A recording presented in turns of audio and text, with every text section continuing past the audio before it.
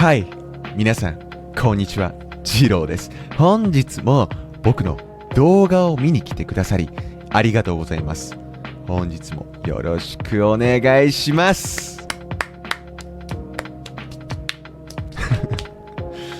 はい、皆さん、お元気でしたか？僕はめちゃくちゃ元気です。はい、皆さんも元気ですか？今2回質問しちゃったんだけど、今回も、日本で報道されているニュースについて、皆さんにお話ししていこうと思います。はい。で、今日話す内容は、日本での買春行為が違法になる可能性があるよっていうことについて、お話ししていこうと思います。で、今日話す内容はね、かなり真面目なトピックなので、ぜひ僕の話を聞いて、意見などをね、この動画のコメント欄などに、書いてほしいなって思うんだけど、この、僕のね、ニュースを解説する動画シリーズ、何本かこの YouTube にアップロードしてるけど、難しい言葉多いじゃん。うん、結構難しい言葉は僕使うんだけどさ、でもみんな難しい日本語を知りたいでしょ。うん。だから僕はね、いつも、難しい言葉をどんどん使っていってるんだけど、今回ね、2つの、重要なキーワードが出てきます。1つ目は、売春という言葉だね。うん。売春って何かっていうと、性を売ることを、売春と言いますね。うん。体を売るって言ったりもするね。うん。で、一方で、買春っていう言葉があります。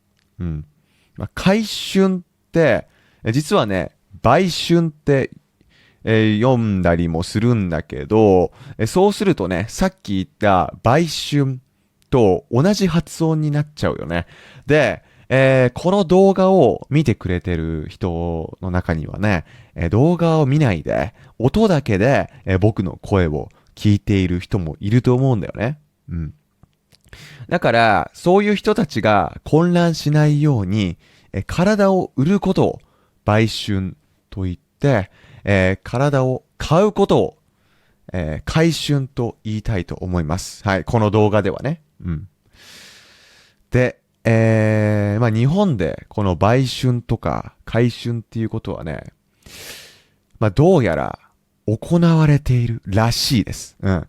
行われているらしいんだよね。で、主に、売春をしているのは、女性で、買春をしているのは、男性らしいんだけど、この売買春についてね、今日、新たな記事が出ておりましたよ。うん。で、今回の報道なんだけど、で、今日ね、僕がこの動画を録画しているのは、2026年の1月30日。で、多分、この動画がアップロードされるのは、明日なんじゃないかなって思うね。うん。で、僕から見て今日、1月30日に、日本の、大手のメディアが、記事を出したんだよね。うん。どういう内容かっていうと、売春防止法が改正される可能性があるよっていうような内容なんだよね。うん。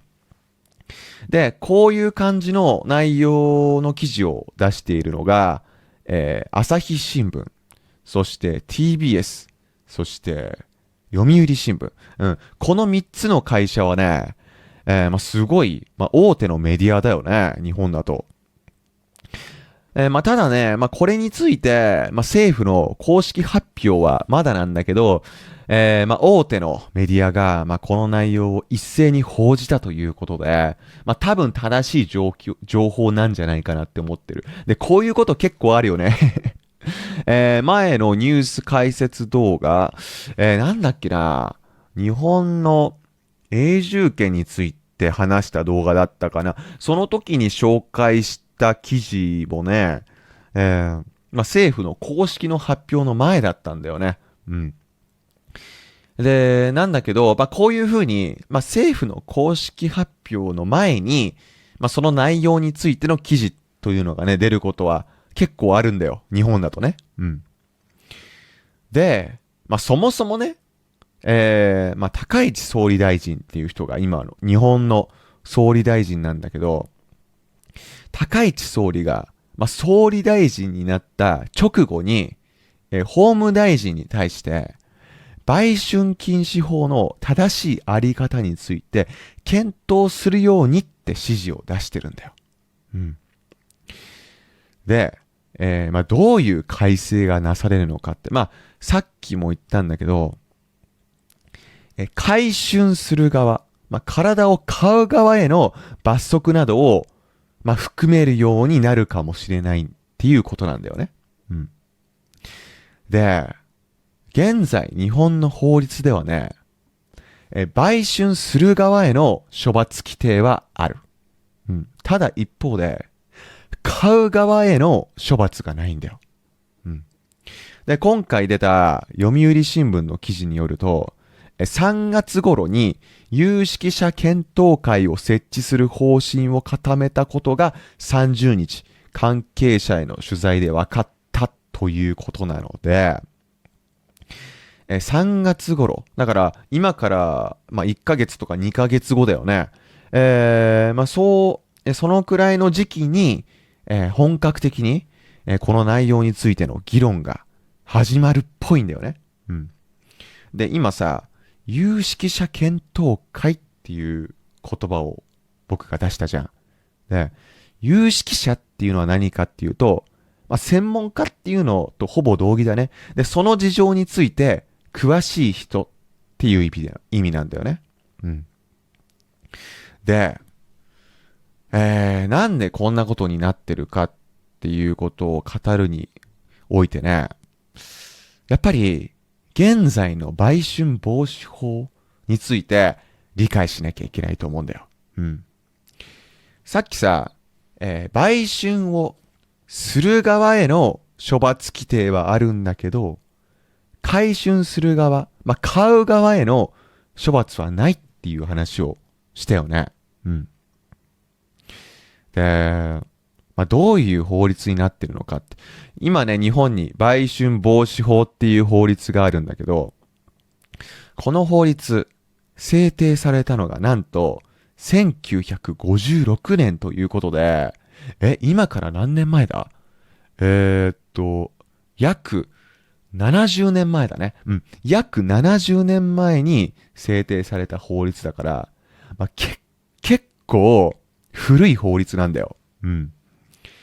で、第16条までこの法律は条文があるんだけど、第3条にね、売春の禁止っていう項目があるんだよ。うん。で、この項目に、どういう文章が書いてあるのかっていうのを僕今から読むね。何人も売春をし、またはその相手方となってはならないって書かれてるんだね。うん。だから、売春も買春もやっちゃダメって書かれてるんだよ。うん。だけど、罰則がないんだね。うん。売春をして、その相手になるっていうことはね、法律でダメだよって言われてるんだけど、何も罰則がないんだよ。うん。で、売春をしたり、買春をしたりすることに罰則はないんだけど、売春目的で勧誘したりとか、場所を提供したりしちゃいけない。で、他にもね、やっちゃいけないことが、事細かく、この、売春防止法には書かれてるんだよね。ただ、買う側に関しては、何も罰則がないんだよ、今は。うん。罰金を取られることもないし、刑務所に入れられることもない。うん。こういう状況なんだよね、今の日本の売春防止法っていうのは。うん。それが今、法律改正されようとしてきているんだけど、なんでこの機運が高まってるんだろうね。うん、みんな気になるでしょ。うん。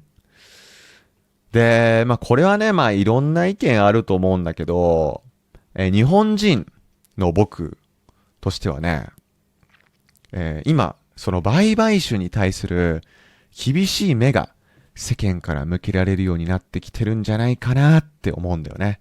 うん。まあ大きく2つ僕は紹介したいと思います。1つ目はね、最近本当に心が痛いというか、まあ日本人に衝撃を与えた出来事があって、ニュースでも報道されたんだけど、タイ人の12歳の少女がね、東京都文京区のマッサージ店で働かされていたっていう出来事があったんだよね。うん。で、そこではなんと、性的なサービスも行われていたということで、まあ、衝撃のニュースとして、日本でも取り上げられたんだけど、このタイ人の12歳の少女はね、まあ、自ら東京出入国在留管理局っていう、まあ、公的な機関だよね。そこに助けを求めて保護されたっていうことなんだよね。で、その少女、自ら行動して、その、まあ、東京出入国在留管理局っていうところに助けを求めに行くまでに61人の相手をしたとされてるんだよね。うん。で、61人みたいなので、みんなね、びっくりしたんだよ、日本人は。で、まあ、61人がね、まあ、警察に通報しなかった。12歳の子が店で働かされているのに、何もアクションを起こさなかったっていうことで、その客たちへの、まあ、責任追及の声とかがね、ネット上ではすごい多いなっていうふうに僕は思ってるんだよ。まあだから、その性を買った側、まあ、買春した側への処罰が必要っていうこともね、日本ではね、意見として多く聞くようになったような気がする。で、まあ二つ目なんだけど、まあ日本の新宿という、まあ、エリアがありまして、日本でね、東京で、観光するのが好きな人は結構知ってる場所、まあ有名な場所だと思うんだけど、そこでね、売春目的の女性が立ってるんだよね。うん。大人数に立ってる。まあ、立ってた時があった。で、今はね、ちょっとよくわからないんだけど、まあ最近はね、取り締まりも結構厳しくなってきたから、まあマシにはなってきたのかもしれないんだけど、歌舞伎町っていうエリアがあるし、まあ、僕もね、昔、動画で新宿の街を紹介したことがあるんだけど、その時もね、歌舞伎町のエリアは、撮影したんだけど、まあ、そのエリア周辺だよね。歌舞伎町周辺とか、大久保公園っていう公園の周辺で、まあ、女性が立ってると。売春目的の女性が立ってるっていう、そういう状況があります。で、まあ、僕はね、まあ、あんまり気づいたことはないんだよね。結構そのあたりね、通ること多いんだけど、まあ、そこをね、通るときは、まあ、あまりそれについて、注目して歩いてないから、まあ、気づくことあまりないんだけど、まあ、そういう実態があるらしい。うん。で、日本に興味があるみんなだったら知ってるのかな。なんと、海外でもその状況って有名になってるらしくて、まあ、一種の有名スポットになってるらしいんだよ。うん。で、海外の方もね、まあ、そういう行為に及んだりしていることがあるらしくて、まあ、ただね、さっきも言ったみたいに、回春側に罰則がないんだよね。うん。まあ、だから、まあ、やりたい放題になっている現状があるんじゃないかっていうことなんだけど、まあ、こうやって、まあ、歌舞伎町周辺だとか、大久保公園周辺でね、売春目的で立っている女性っていうのは、社会問題になってるんだよね。で、その光景が、まあ、異様だからね。うん。なんか、何も目的がなさそうな女性がただその場所、道端に突っ立っているっていう状況だからね。うん。で、まあ、こういうことがあって、法律をね、もうちょっと厳しくした方がいいんじゃないかっていう、そういう意見が多くなってきて、機運が高まってきてるんだよね、法律改正の。で、これを見たときね、この情報、この記事を僕が見たときに思ったのは、海外ではどうなってるんだろうなっていうことだよね。いや、なんかシンプルに考えると、いや、その回収する側にも罰則を設けた方がいいんじゃないかなって思うんだよね。結構シンプルな問題なのかなって思うんだよね。うん。で、海外でどうなのかっていうとね、これはね、僕がそのネットで調べた情報だから、もし間違ってたりしたらね、その情報について詳しい人に教えてほしいんだけど、買う側への罰則がないっていうこと、これが普通なのかなって思ったら、本当にそうみたいなんだよね。うん。お隣の、韓国とか、中国ではね、売買春が禁止されてるらしい。うん。あとは、スウェーデンとフランスではね、買春行為が、犯罪化されてるらしいんだけど、意外と、買う側に対する罰則って、別に全世界的に見て、メジャーっていうわけではないみたいなんだよね。うん。いや、これ結構意外だなと思って。じゃあ、そんなに簡単な問題じゃないのかなっていうふうに思ったんだよね。うん。じゃあなんで、改心を犯罪化してないのかっていうことなんだよね。うん。シンプルなのかな。ただ単に、改心も犯罪化すればいいんじゃないかなって思うんだけど、そういうわけではないみたい。うん。で、日本でよく言われてる、意見をここで、紹介しますよ。うん。一つ目はですね、罰則を設けると、アンダーグラウンド化してしまうっていうことらしいんだよね。うん。違法行為が秘密裏に行われるようになってしまうということらしくて。例えば、全世界的に見て、うん、グレーゾーンだったりとか、一部の地域で、許可されているような事柄、何があるかっていうと、大麻の所持だよね。日本では、全国的に、大麻を持つことが禁止されてるんだよ。うん。ただ、大麻の売買って、秘密裏に行われているらしいんだよね。うん。で、それが、何が問題かっていうと、反社会勢力の資金源になっているって言われてるんだよ。うん。で、反社会勢力って何っていうことなんだけど、反社会勢力とは、暴力、威力と詐欺的手法を駆使して、経済的利益を追求する集団または個人のことを指すらしいんだよね。うん。暴力団とか、ヤクザとか呼ばれる方々が、それに該当するらしいです。うん。で、日本の場合は、大麻を全面的に禁止しているからこそ、裏の社会で、その、大麻の取引がされていて、それが、反社会的勢力の資金源になっちゃってるんだよね。だから、例えば、その、売買春にね、すごい罰則を設けたりすると、それがかえって反社会的勢力の、資金源になってしまったりするんじゃないかって言われてるんだよね。うん。で、他にもね、理由があるらしい。うん。二つ目の理由がですね、その産業で働いている人の、収入を奪うことになるっていうことらしいんですよ。うん。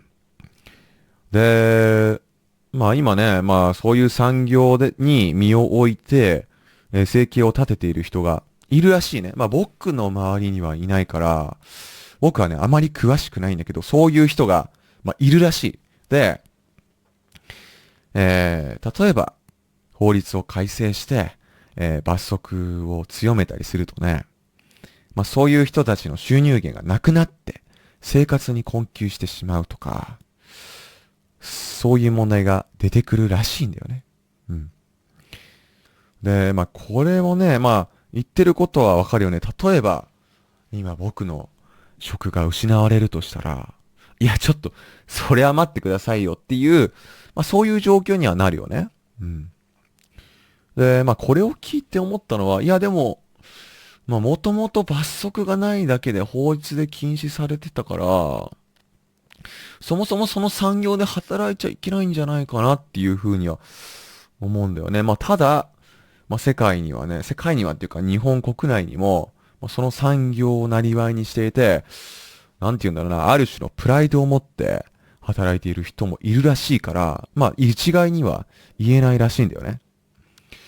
で、例えばね、その法律が厳しくなって、そういう業界で働いている人の、職が失われてしまうとか、そういうことが起きたときに、どうすればいいかっていうのを、考えなきゃいけないと思うんだけど、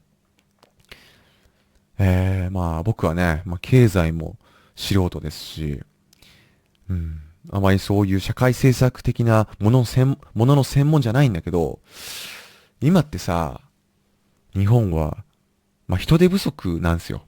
うん。少子化で、人手不足だし、海外から、人を集めてこないとね、仕事、なんていうの日本の社会が回らないくらい、人手不足なんだよね。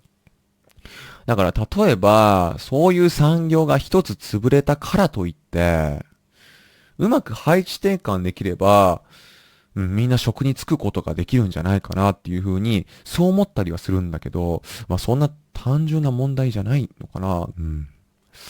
そんなことを思ってます。うん。はい。ということで。いや、多分今日のトピックは、今までの動画で一番重い話になったんじゃないか。うん。